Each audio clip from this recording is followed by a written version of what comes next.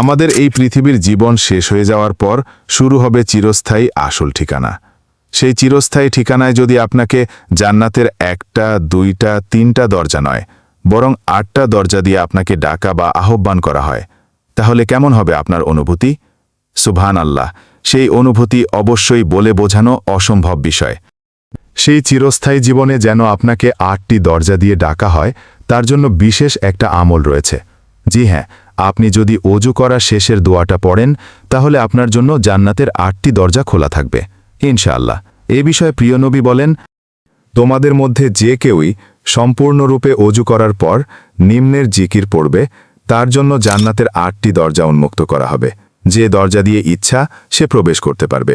ওযুর শেষের দোয়াটি হল, أشهد أن لا إله إلا الله وحده لا شريك له وأشهد أن محمدا عبده ورسوله اللهم اجعلني من التوابين واجعلني من المتطهرين। বুখারী ও মুসলিমের হাদিস। বাংলা উচ্চারণ, আশহাদু আল্লা ইলাহা ইল্লাল্লাহু ওয়াহদাহু লা শারিকা লাহু ওয়া আশহাদু আন্না মুহাম্মাদান আবদুহু ওয়া রাসূলুহু আল্লাহুম্মাজ আলনি মিনাত তাওয়াবিন ওয়াজ আলনি মিনাল মুতাত্তাহিরিন। অর্থ, আমি সাক্ষ্য দিচ্ছি যে আল্লাহ ছাড়া আর কোনো উপাস্য নেই, তিনি এক, তার কোনো শরিক নেই, এবং আমি সাক্ষ্য দিচ্ছি যে মুহাম্মদ সাল্লাল্লাহু আলাইহি ওয়াসাল্লাম তার বান্দা ও রাসূল।